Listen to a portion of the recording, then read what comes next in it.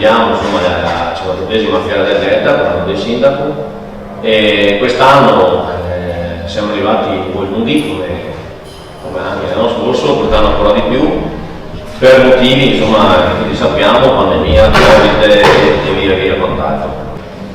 Per quanto riguarda gli eventi, intanto sono il 3, 4, 5 settembre, i giorni di venerdì, sabato e domenica questa settimana, e andiamo subito per parlare degli eventi. Gli eventi abbiamo venerdì alle 22, insomma, Miss Mamma italiana, che è una tappa di Miss Mamma, l'ultima tappa in realtà, dove dopo faranno la kermesse e la finale in Romagna.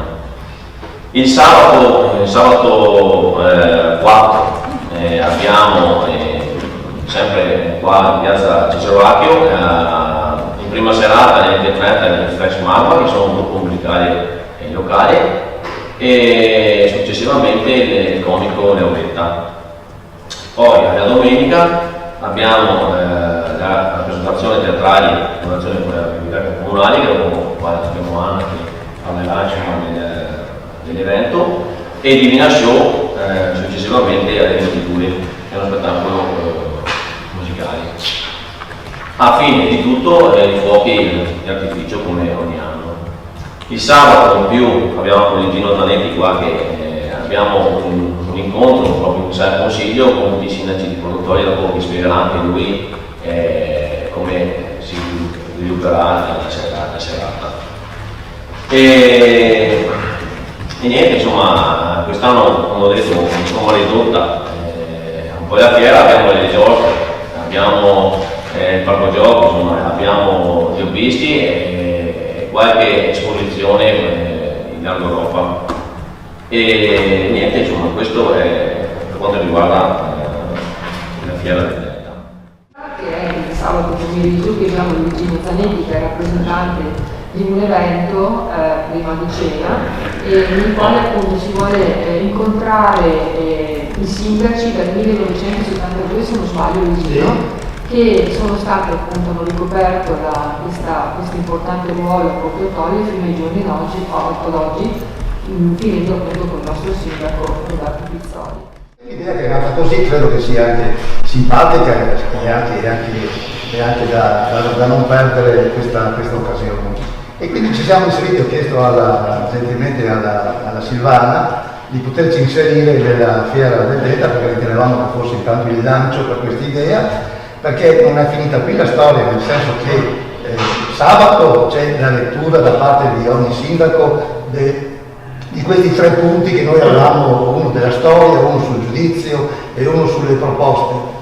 Ma poi tutto questo lavoro, oltre ad avere anche l'aiuto di alcuni fotografi del posto che ci daranno una trentina di foto del territorio bellissime, a colori in bianco e nero, e quindi l'amico Burgato e anche Soncin e Daniele, quindi a correlazione di quanto raccoglieremo ci sono anche le foto, ma tutto questo lavoro, ripeto, sarà raccolto per presentarlo poi in un opuscolo, in un libro, chiamiamolo una pubblicazione come vorremmo, ma lo metteremo insieme in questo opuscolo nella manifestazione di Natale, con un libro che sarà anche recensito da parte dei giornalisti. Sotto l'aspetto tecnico e di sicurezza per quanto riguarda all'interno della manifestazione. Se voi vedete anche lì davanti, ho fatto fare un volantino dove verrà praticamente la nostra piazza di accesso a ben 6 varchi. A questi 6 varchi verranno messe delle persone di vigilanza che non chiederanno il Green Pass, anche se è obbligatorio che ci sia. Però la mascherina, visto che, correggermi sindaco se non sbaglia, praticamente viene fatta un'ordinanza dal sindaco che all'interno della manifestazione c'è l'obbligo della mascherina. Quindi queste persone ai varchi serviranno esclusivamente per il controllo delle mascherine. anche perché non possiamo fermare la gente per quanto riguarda il Green Pass, anche perché la nostra piazza non è circoscritta, di conseguenza ci sono anche le attività. Se uno deve andare al bar, noi non possiamo, se non ha il Green Pass, non possiamo fermarlo al bar, bisogna che possa fare se deve andare al bar. Dopodiché all'interno della manifestazione ci saranno le forze dell'ordine che a campione eseguiranno